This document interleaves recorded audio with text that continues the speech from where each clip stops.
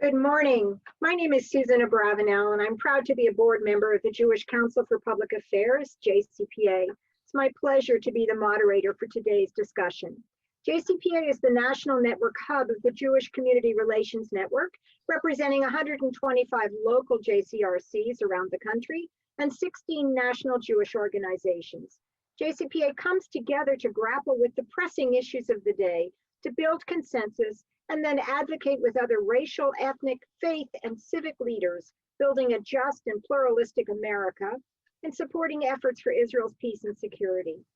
For the next hour this morning, we will be discussing a very fluid current event that is top of mind, understanding the changing geopolitical situation in the Middle East.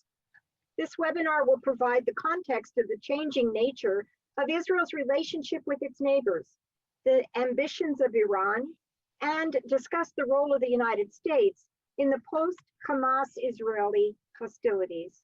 We've put together an expert panel to give us a better understanding of the big picture, even as they address the following issues. After the panel presents, they will welcome your questions. If you have a question, please write it out in the Q&A box at the bottom of your webinar screen, not the chat box, the Q&A box, please. We will then retrieve and pose the questions to our panel. Dr. Robert Satloff has served since 1993 as Executive Director of the Washington Institute.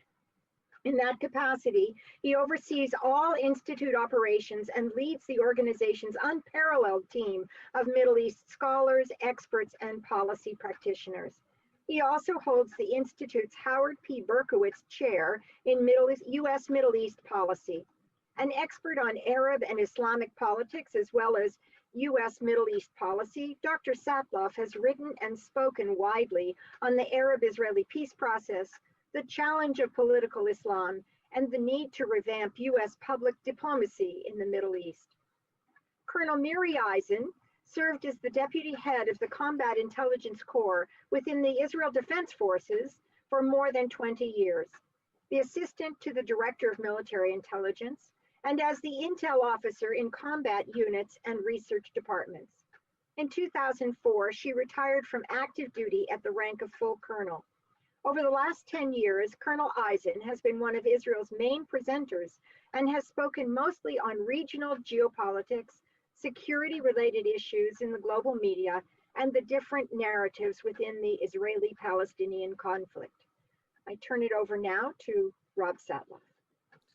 Thank you very much, Susan. It's really a delight for me to be on this panel with Miri. It's an honor and a pleasure. I'm going to spend a few minutes talking about the Biden administration and its approach to the Middle East, what we've learned from the last 4 months, and where I think we may be headed in the next couple of months, with a special focus on U.S.-Israel and U.S. peace process policy. But I think it's useful to put where we are today in a little bit of context as we try to understand the Biden administration's approach to this part of the world. When President Biden came to office, he started with a handful of very high-profile correctives, I'll call that, correctives to what was viewed as the Trump administration's approach. But I think it's the thing that I want to underscore is these early high-profile correctives were soon followed by a far more centrist, restrained policy of execution and implementation. So I'm going to pick just 4 of these to give you a sense of what I mean. The very first day of the administration, Joe Biden had a new policy on Yemen and called out the Kingdom of Saudi Arabia and got us out of the Yemen war, promised we wouldn't take any offensive operations on behalf of the Saudis. And this was viewed as a very tough position vis-a-vis Saudi Arabia. For the last 3 months, we've actually had a very close and well-coordinated policy with the Saudis. And just this week, there's you can go on your websites and find the readout of a conversation between Secretary of Defense Austin and Prince Mohammed bin Salman, the Crown Prince of Saudi Arabia, the person responsible for the Khashoggi affair, underscoring how we have this actual ongoing bilateral relationship. Secondly, on Iran, the administration came to office saying, we want to get back into the JCPOA, the Joint Comprehensive Plan of Action, the Iran nuclear deal from 2015. This is a point of great contention, a point of great dispute between America and Israel, between many Americans here within the United States. The Trump administration pulled us out. And it was a decision of the president. Right away, our policy is to get back in. However, it's now 4.5 months later, 4 months later, and we're not in. And we've taken a very slow and methodical approach to this. And basically because the Iranians have not met the US administration's requirements for how to comply with their violations of the accord, we are exactly where we were on Inauguration Day. And there hasn't been yet. It may happen tomorrow, may happen next week. I'll have more to say about this in a moment, but there hasn't been movement to really get us, the two sides, back into the agreement. Third, vis-a-vis Palestinians, the administration came to office very quickly, trying to undo what it viewed was a punitive approach the Trump administration took, promising to restore and actually restoring some aid, not to the Palestinian Authority itself, but to development and humanitarian projects in the West Bank, promising to reestablish a measure of diplomatic contact directly with the PLO. That happened very quickly. And yet we saw throughout the Gaza conflict, throughout the Hamas conflict more generally, a very strong and firm presidential approach toward Israel, which underscored Israel's right to retaliate, right to take action. And I think, we'll get to this in greater detail, I think the US approach in this conflict played a significant role in having this conflict end after 11 days instead of 51 days in 2014, when the Obama administration took a very different approach to the conflict, almost from the get-go, calling on Israel to have a ceasefire, which this administration, the Biden administration, did not do. It publicly stood with Israel until the two sides, namely Israel and the United States, reached an understanding about how this would come to a close. And so I view that as a very positive development between Obama 2014, Biden 2021. And then just the final point on this shift from high-profile correctives to centrist implementation is take a look at Egypt. Early statements about the centrality of human rights, the role that human rights would play in our relationship with some of our traditional Arab allies, and the great concern that this would mean a downgrading of our relationship with a country like Egypt.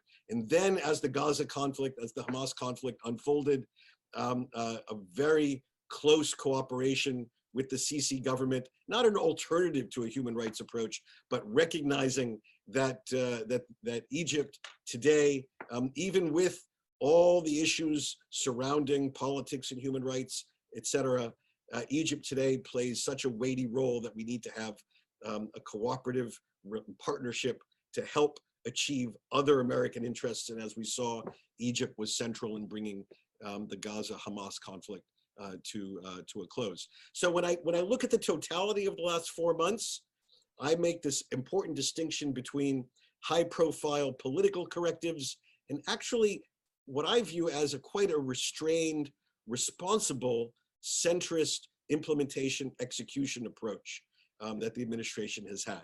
And here I'll underscore just one more item, which is where the dog didn't bark. Israel, of course, went through another election during this time period. It is very easy for American politics to become an issue in Israeli elections. And I give the Biden administration credit. We weren't an issue at all. Israelis had enough to argue about, enough to fight over just amongst themselves. And the Biden administration, I think quite wisely, stayed out of it. There's always something that we could have made the wrong move, said the wrong thing about this or that issue, and they kept restrained. And I think that actually suggests a measure of responsibility and even wisdom about how to approach these issues. All right, where do we go from here?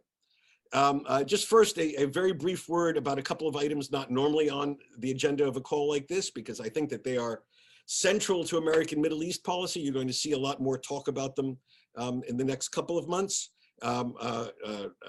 Iraq, where the Iranians are trying to exert great influence. Just yesterday, there was an attack on American contractors in Iraq, perhaps even some casualties. There may even be an American response coming. This is a major battleground between the United States and Iran for everything outside the JCPOA and has a big impact on those negotiations. Secondly, Syria, there is a huge policy review underway. It'll come to a close probably by the end of this week in advance of the Biden-Putin summit, because Syria will be one of the items on the agenda, given Russia's role in Syria. This has important ramifications for Israel's security, given that the Israelis are greatly concerned about Iran's influence in Syria and what the Israelis are trying to do to stop the Iranian effort to ship weaponry to Hezbollah and create a military industrial infrastructure in Syria. And thirdly, a lot of debate about American military presence in the Middle East, including in the Gulf. I think we're going to see actually an increase. People think there'll be a decrease. I think there's likely to be an increase to help compensate for the withdrawal from Afghanistan, where the US will have to have a longer range capability for intelligence and counterterrorism actions. So I don't think that we're going to have a significant decrease of American presence in the Gulf. Those are three larger issues. Now just a final few words about where we're going to go on the, I think, the set of issues most important for this group. New government is coming to Israel. Most likely, we will see, most likely Miri will go into this in great detail. My comment here is I think that we're likely to have a remarkably brief honeymoon between whatever new government comes to Israel, if it comes, and the United States and the outside world. There is a sense that a post-Bibi government, a post-Netanyahu government will bring transformative change. Actually, what is more likely to bring is just a post-Bibi government. A government that will not be 180 degrees different in terms of the issues that matter from US policy, given the composition of the government, highly unlikely to be 180 degrees different. Those issues that may have enervated this or that aspect of the American political system. And if people in America are looking to a dramatically different approach, there'll be a difference in style, to be sure, people will see. But I think that I think many in America, after several weeks of exhaling after a change and perhaps some stability, will wonder on what policy matters this government will be substantially different. And there will be some I think, deep engagement with this new government. And I would be surprised if we get, there is a uniformity of views on issues like settlement construction or relations with the PA, or even what to do on issues like Gaza reconstruction. And here I'll point out that Gaza reconstruction is going to be a very significant issue. It's important to differentiate humanitarian aid, food, water, medicine, that sort of thing, from actual reconstruction. There'll be a major push for reconstruction, but we have a moment now where we can define reconstruction in such a way that we don't have a repeat of what happened last time. Somehow reconstruction led to a situation where Hamas was able to launch as many missiles, as many rockets in 11 days as they did in 51 days. And I, for one, believe that it's very important to be putting in place measures, restrictions, monitoring, oversight that does not allow that, and in fact begins to chip away at Hamas's control in Gaza. Hopefully, we can work with all the parties to begin to achieve this result. Thirdly, I think we're going to see an American administration in the next few months that does take more seriously than in the last few months the idea of expanding and deepening Israel's relations in the broader Middle East. We're likely to see an effort to expand and deepen the Abraham Accords, perhaps first with Sudan, maybe actually getting Sudan over the line, that is, to formalize its relationship with Israel. And I think an effort to bring those Gulf states and Morocco into the Israeli-Palestinian process in some constructive fashion. The big elephant in the room is whether or not over the next period of time, the Iranians and the Americans are actually going to get over the finish line. There's an Iranian election next week. I think chances are highly unlikely there will be an agreement between to restore America's role in the JCPOA before those elections. There is a reasonable chance that does occur between the election and the inauguration of the new president of Iran sometime in August, so that this would be on Rouhani's watch, not on the new president's watch. It is totally up to Iran. This issue is totally up to Iran. The United States has said what its demands are, namely full compliance. The Iranians so far have been reluctant to do that. The administration has held fast on its requirements. It is up to the Iranians to decide whether they want a certain measure of sanctions relief in exchange for even just going back into compliance, let alone any of the additional requirements which the administration may want further down the road. I do think that there's some urgency on addressing the Iranian nuclear issue because the clock is ticking on Iran's breakout time. It is shrinking, and if not through diplomacy, then Israel, the United States, separately or together, are likely to be taking measures to ensure that the Iranians don't cross the finish line on that very worrisome development. I'll leave it there. Thank you so much, Rob. We're now going to turn to Colonel Eisin. Miri. Susan, thank you so much. And listening to Rob, I first want to say to everybody, hello from this side of the world. I'm sitting next to Tel Aviv, which means I'm near the Mediterranean Sea. I'm in the Middle East. And it's always fascinating to hear a different type of approach, which is how does the United States under the Biden administration look at Israel, at the Middle East, and just think about the enormous geopolitical change that happened with the change of administration in Washington. And that description, Rob, for me, sitting here, I'm listening to that, and now I'm going to step in because I want to give you an Israeli position, an Israeli approach. And when I say that, I have a challenge because when I'm talking to a North American US audience in that sense, the background that I feel that you're looking at is like the change of administration in the United States. I call it here in my Israeli terms. I know I have very American English, but I'm very Israeli. In my Israeli terms, I call it the winner takes all. It doesn't matter if somebody wins the elections by 51%, winner takes all. In Israel, we have a different system. So we have a tendency when we look from the United States at Israel and at our domestic issues and at the changing geopolitics in the region, to me, you have to leave for a moment behind the regular US view. For a moment, I want you to look from my point of view. As an Israeli, when I walk in to the election box, the fourth time in the last 2 years, what are we voting about? What is this new government about? So Rob, it's not about any of the things that you were talking about. This new government came together.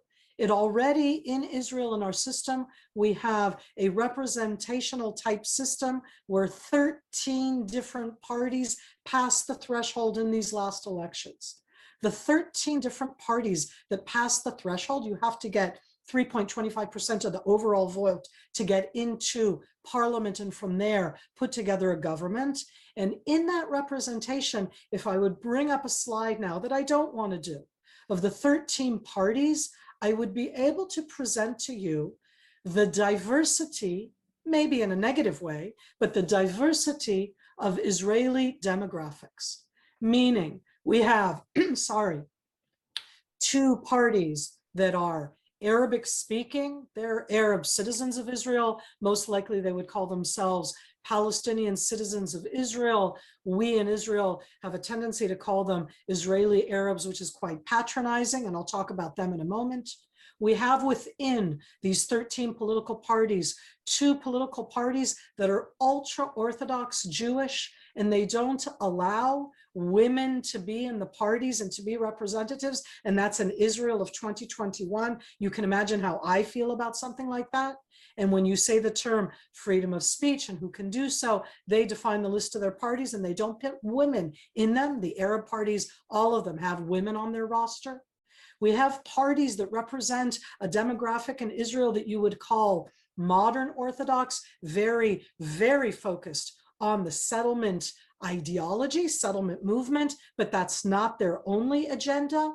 And then you have a variety of different parties that some of you may feel more comfortable with, but you do realize how different that is from the United States of America. And out of those 13 parties, 7 sat down and agreed to put together a coalition government, not 8. It's 7 that sat down. The 8th one is going to support from the outside. And it means that the representation is of a very broad, differing demographic inside Israel in our 9.2 million citizens. And Rob, you know what they agree about? Everything except for geopolitics, meaning what the new government in Israel that's supposed to be sworn in on Sunday, that dual premiership between Naftali Bennett, whose party has a very small amount of seats. It's only 6 seats out of the 120. The parallel party that's kind of handing it over to them only have 17 out of the 120 seats. It's not this enormous majority, but Yair Lapid and Naftali Bennett, what they agreed on is that they want to talk to the Israeli people. They want to talk about our future as a people, including within that the Arab citizens who for the first time ever are going to be part and supportive of a government that has never been part of their participation in Israeli politics. So that's like the biggest, newest aspect. They're talking about rebuilding the economy. Hello, COVID-19. Yes, Israel is in good shape, but you do realize that being in good shape just means we're a little bit better in that sense than other countries around the world because we're vaccinated, but you need to rebuild an economy. How do you rebuild an economy? How do you redo our health system that has been, on the one hand, amazing, we're oh so vaccinated, and on the other hand, we don't have enough hospitals, hospital beds, or doctors in our public health system? That's what they're looking at. How we incorporate the Arab citizens of Israel in a better way into society, how we have better education. What, these are things that don't bother you? They bother me. I want to know about economy and health and about society and about education. And oh my God, I didn't talk about the outer issues. Now, when I talk about the outer issues, of course they're there. I'm not ignoring them. But when the 13 parties were voted over the threshold, literally there's only one party that its main focus is on the Israeli presence in Judea and Samaria, and that would be a religious Zionist party. For them, it's a huge issue. A large portion of their polity is based in the Israeli Jewish community settlements in the West Bank. But that's one party. It got 5 seats, ladies and gentlemen. It was not the major party inside Israel. The majority of Israelis right now want to see issues that have to do with, yes, corruption, not corruption.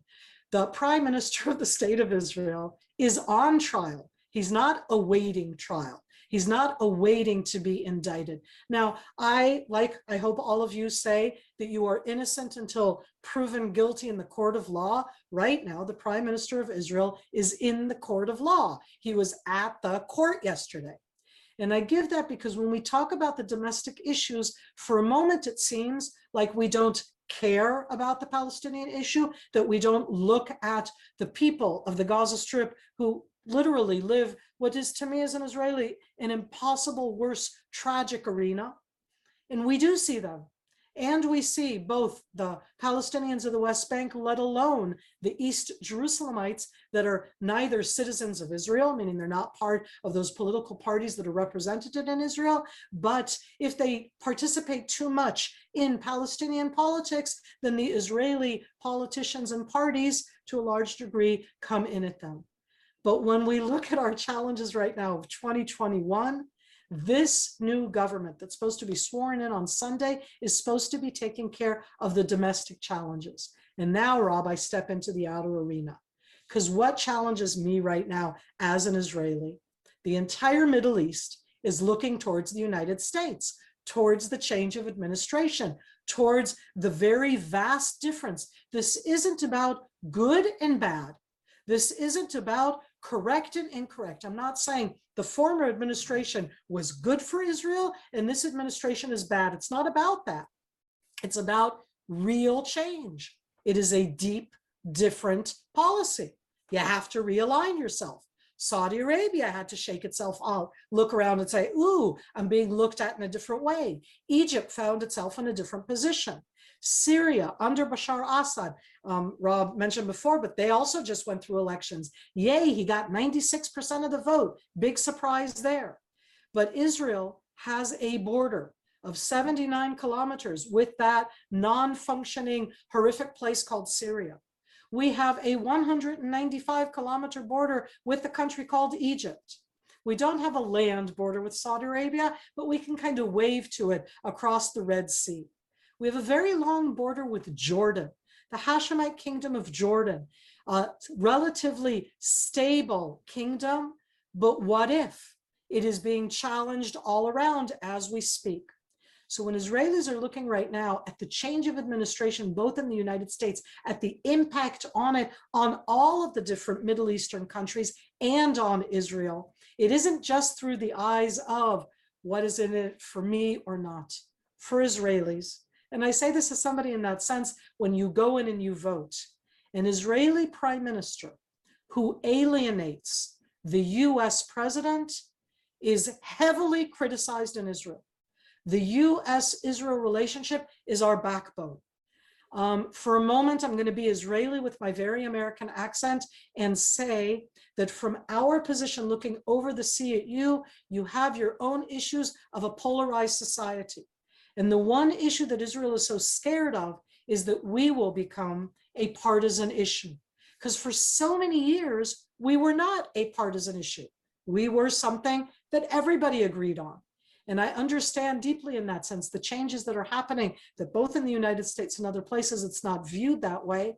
But as an Israeli sitting here right now, what I want to hope for is that our new administration will cultivate the Israel-US relationship in a bipartisan way. Because in Israel, the feeling is that the Israeli former administration, I can't say former yet, they have until Sunday, and I don't know what will happen until Sunday, but that the administration in Israel was not working in a bipartisan way, meaning there's definitely the criticism inside Israel that we managed to make ourselves a partisan issue. That doesn't help us. That is not where we want to be. And the aspect itself of the challenges that Israel looks to the outside are many. I'm just going to put them down.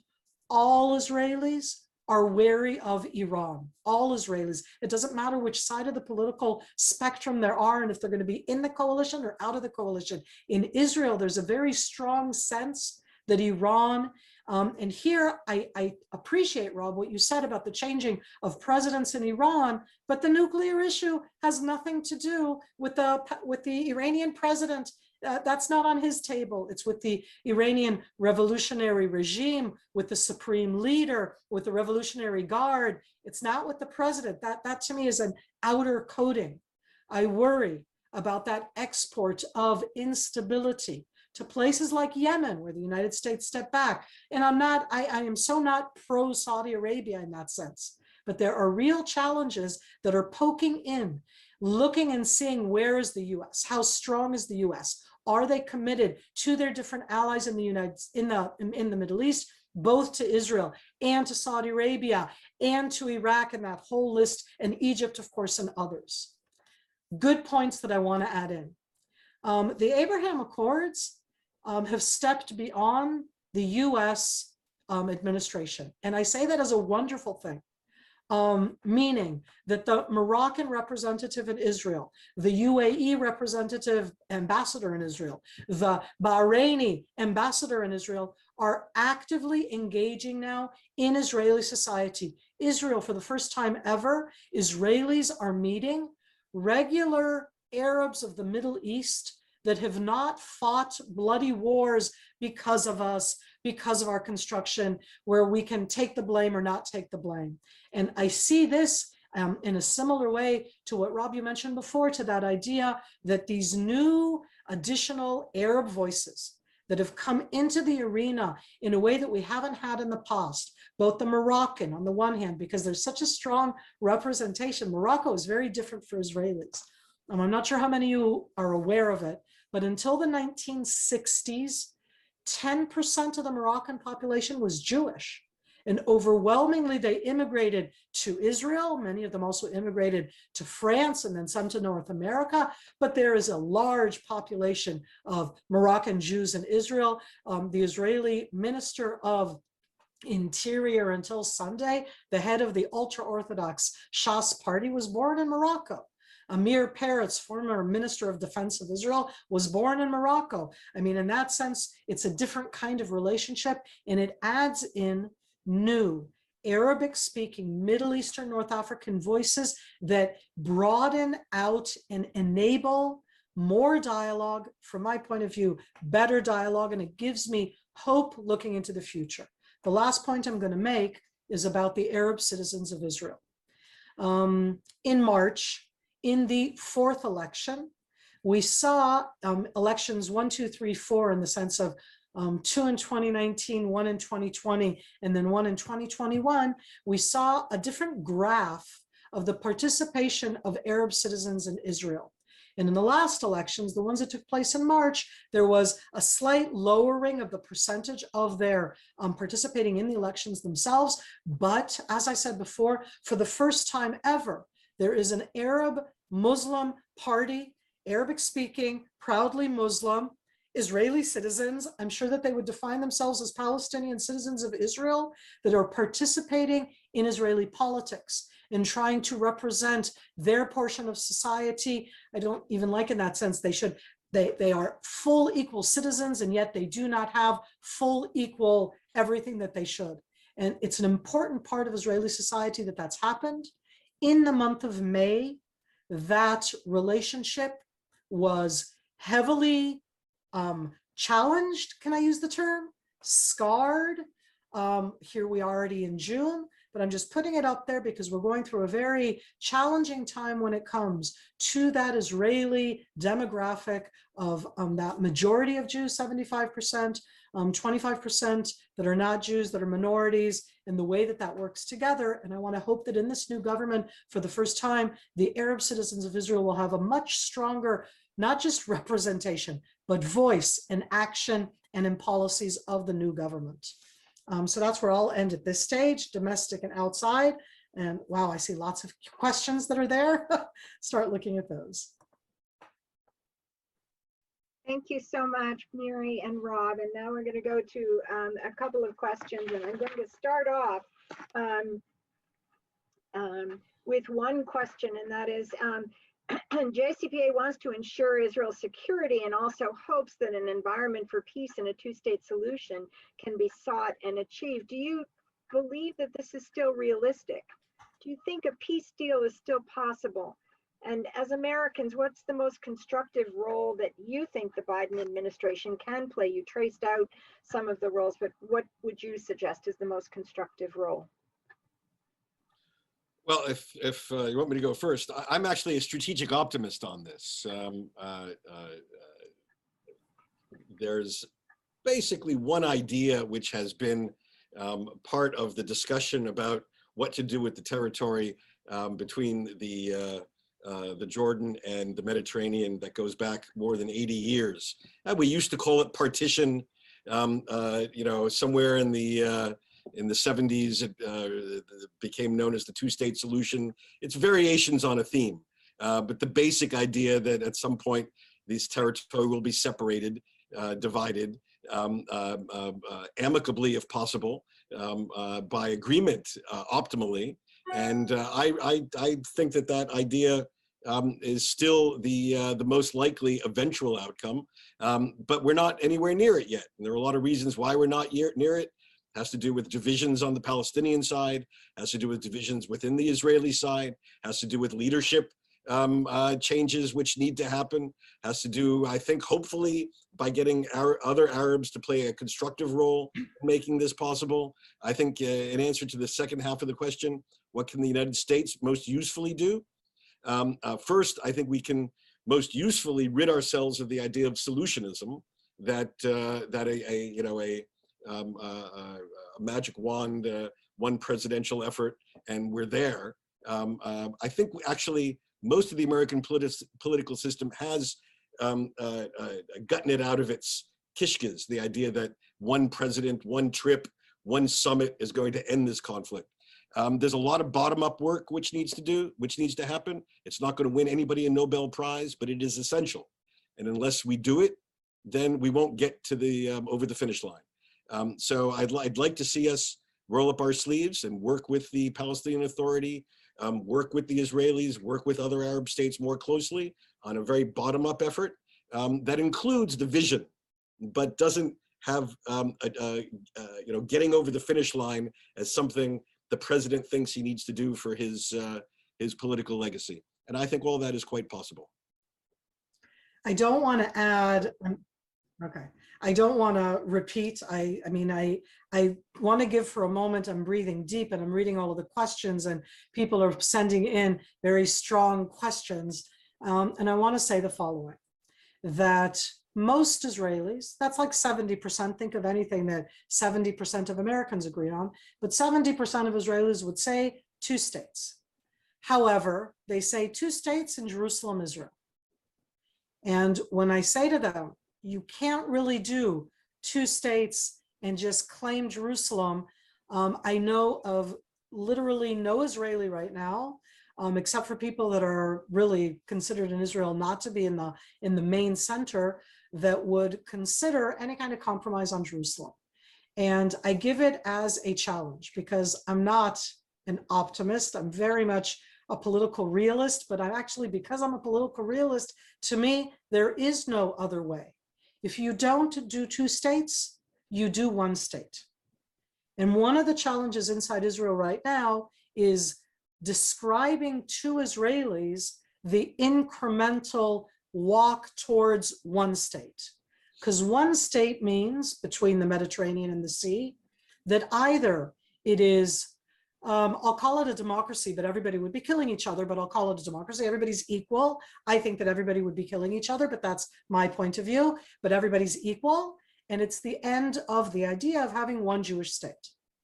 You cannot be a democracy in the numbers that we have right now and be a Jewish state. And the alternative in the one state resolution is incremental, would be Jewish and not a democracy. And what can I tell my audience of JCPA right now? I don't want to live in that state. So you look at me and you go, but you live in it already now. And I go, no, I don't. Come visit, see what's happening. The challenge of not yet having arrived, and I so appreciate Rob's comment of solutionism, because my biggest challenge to all of you is, what do you do if both sides are right? What do you do if both sides are wrong? What do you do when both sides have valid arguments? You don't have a win-win.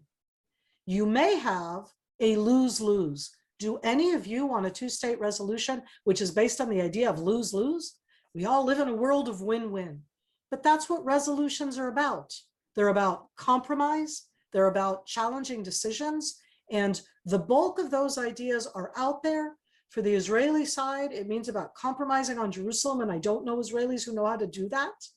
And for the Palestinian side, it means compromising on the right of return, and I do not know Palestinians who can do that.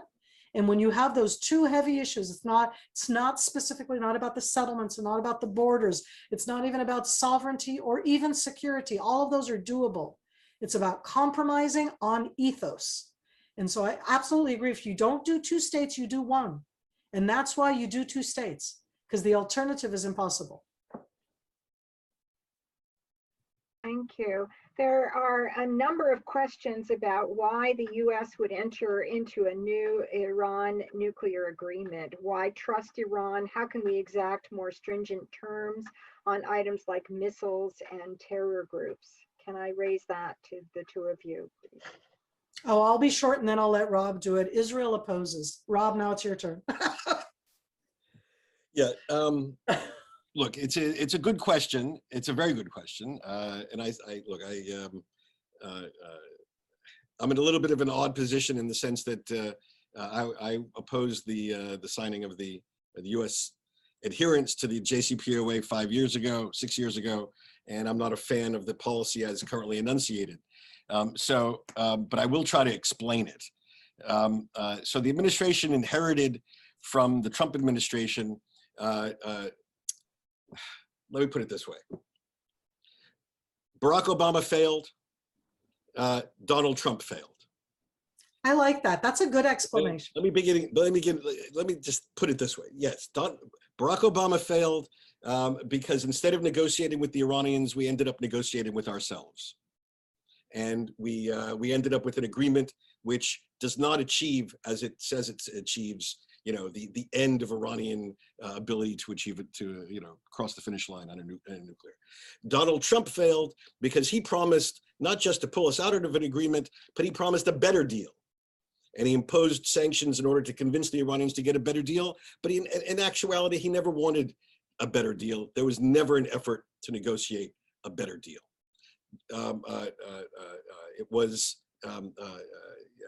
We pressured the Iranians, but we didn't achieve anything. Biden came in and said, look, I have an Iranian government that is galloping toward a nuclear bomb. I can try to negotiate that better deal now, in which case I am the isolated party because the rest of the world thinks there was a reasonably okay deal that my predecessor left. Or I can try to isolate the Iranians by saying, okay, at least get back to where we were before, and then we'll try to make it better.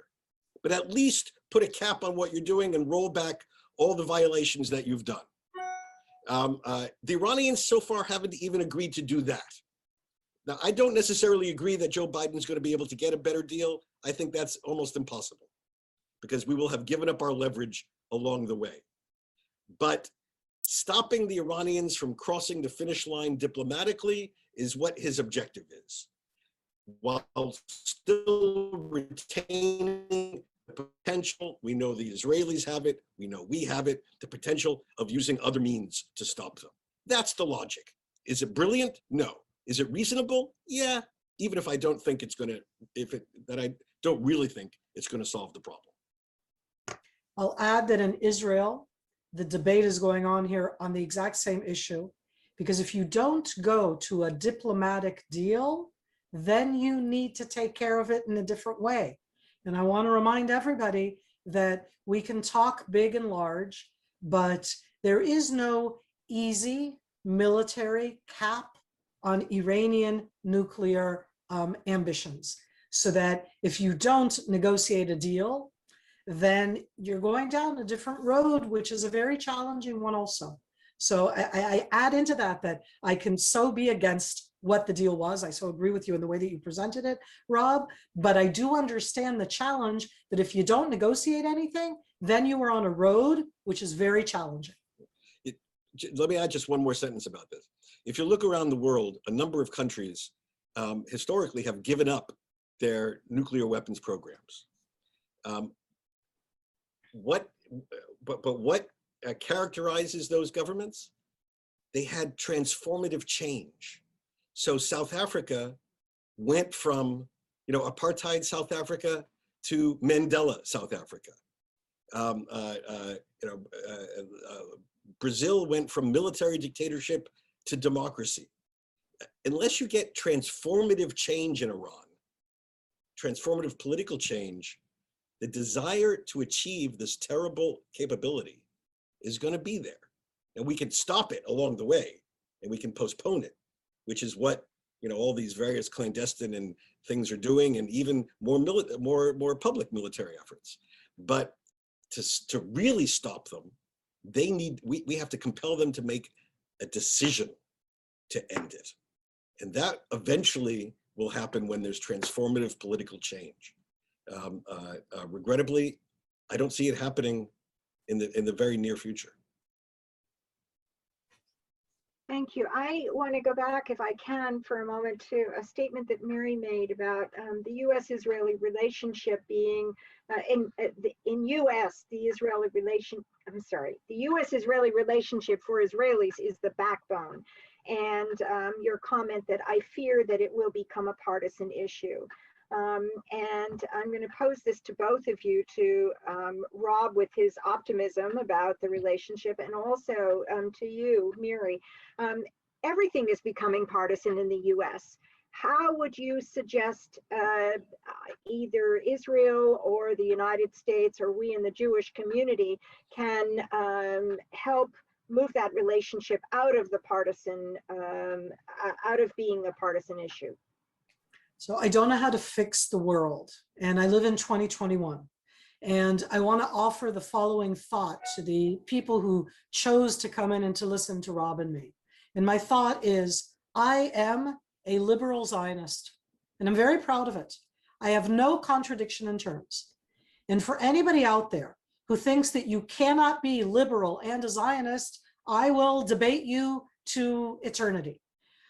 Zionism is not what a religious Zionist party in Israel defined. Zionism is something that is changing and evolving, and the state of Israel, as a Jewish democracy, has lots of warts and pimples and challenges, and that's fine. I would go so far as to say all liberal democracies in the world right now are being challenged. So what can we do? I say, to me, the liberal Zionist, because I'm not out there right now just to reach out to those. I don't want to preach to the choir, and I don't want to just use the terminology that the choir feel comfortable with. I offer you all, move out of your comfort zone a bit. Not a lot, a bit. There is such lack of nuance in social media today that the lack of nuance, the either or, you're either with me or you're against me. And I don't want to put it in those terms. I don't want you to have to choose.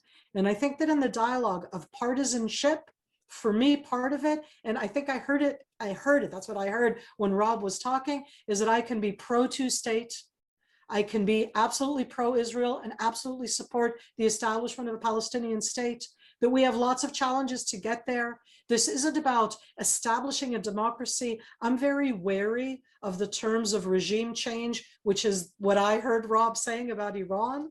The Palestinian nation state, they haven't yet established it, right now is so not a democracy, certainly not under Hamas, the terror organization in the Gaza Strip, but also not under the Palestinian Authority, meaning the establishment that they're already building is not about being a democracy.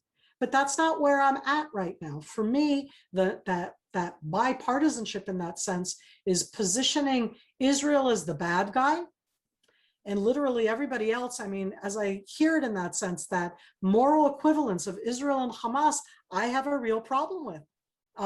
Because to me, that's like saying to all of you, you are the mirror of whatever administration you opposed, by the way, because I don't know who the audience is, and you could be on this side or that side of the political map. There are lots of different US people, and they support lots of different things, and the vote goes 50-50, both in Congress and in presidency. And in Israel, we have lots more parties, and somebody asked about that, and that's part of who we are. We have on purpose a political system that will reflect the fact that we have very different demographic groups. If we up that threshold and you only have 5-6 conglomerate parties, you won't get into nuances, and we want to have the nuances. It makes coalition building more difficult. So every liberal democracy has its own system and its own challenges. And that's what I offer you in that sense of my own words, because I sat, not just in the last month, I mean, I've been in this business for so many years.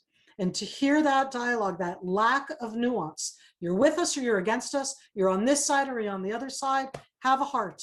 You actually can be way more nuanced than that.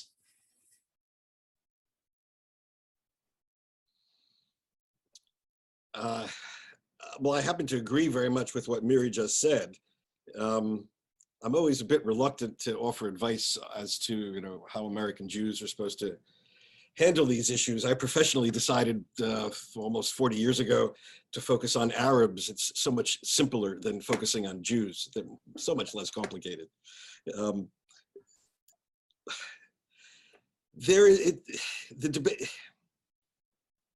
debate about Israel, look, in Washington, the debate about Israel is actually quite reasonable.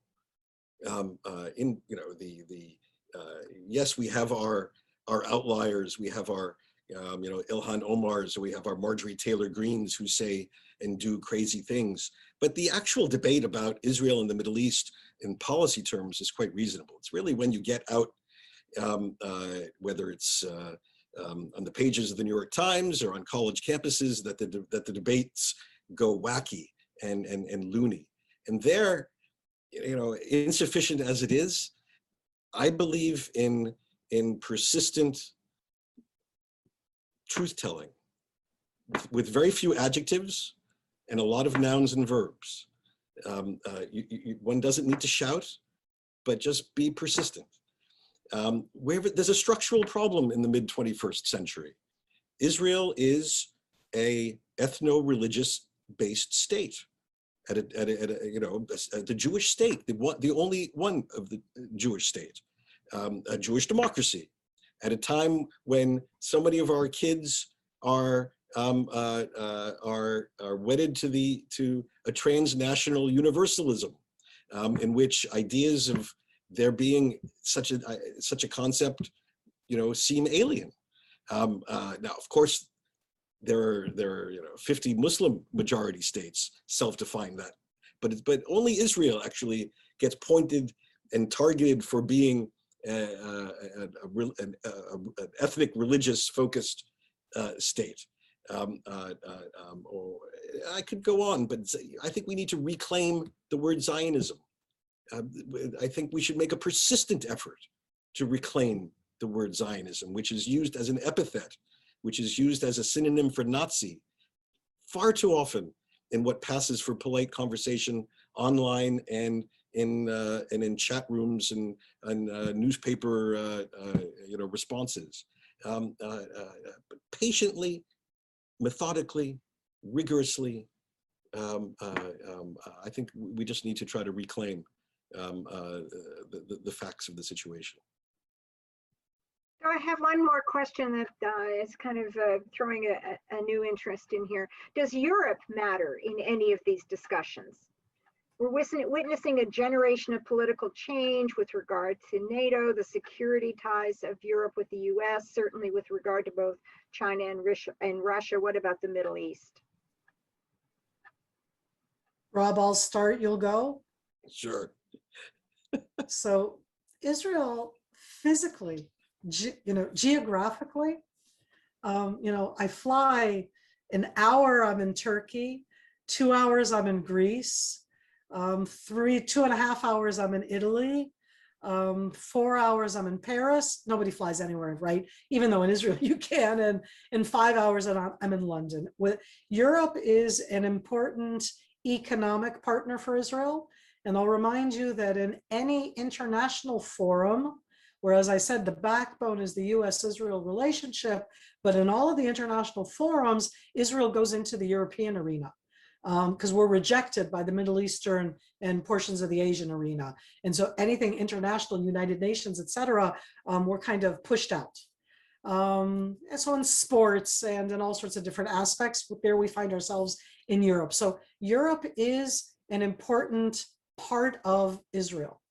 But the question in that sense is, and I think that most people wonder, is Europe as a moderator, Europe as an impactor? And it immediately goes again to that focus of Israel and the Palestinian issue.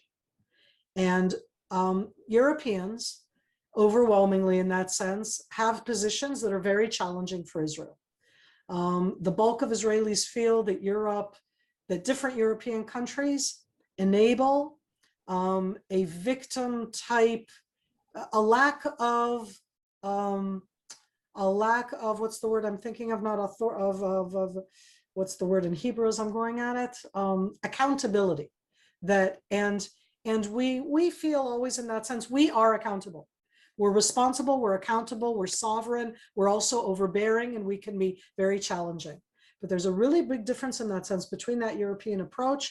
I do not know of any Israeli government that would allow Europe to be more central. Having said that, they're certainly one of the chaperones at the party. They're there at the table, even if they're not a dominant part at it.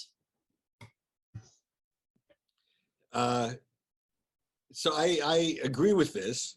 You know, the good news actually is if we just look at what happened during the Hamas-Israel conflict, there was a relatively surprising level of sympathy for Israel's position at you know, high levels, governmental levels, in many European capitals. You know, look, it's a terrible situation. The idea that Israel has to be on the receiving end of 4,000 rockets in order to get a measure of sympathy from other democracies. Don't get me wrong, but yes, there was a measure of sympathy. But on a popular level, it's a very difficult situation for Israel's case, and it's very difficult to imagine European countries, when push comes to shove, actually taking substantial positions to be effective mediators, which requires you know, saying no to the demands of this side or the other side, because that's what you need to do to achieve compromises. So you know, the Europeans, you know, help to fund certain things. They can be supportive, but I wouldn't count on them to be the backbone of any significant diplomatic effort. My goodness. Well, thank you, both of you. This has certainly been a very informative and thought-provoking hour with you both. We also thank all of our viewers for their questions and for their attention during this past hour. We hope that you will join us for future JCPA webinars and programs. This is part of a series. We ask that you consider making a donation to JCPA to support future such programming. And for further information, please visit our website at www.jewishpublicaffairs.org. We thank everyone for being with us again today, and have a good evening, good afternoon, good evening. Good evening from Israel. Thank you very much. Thank you all very much.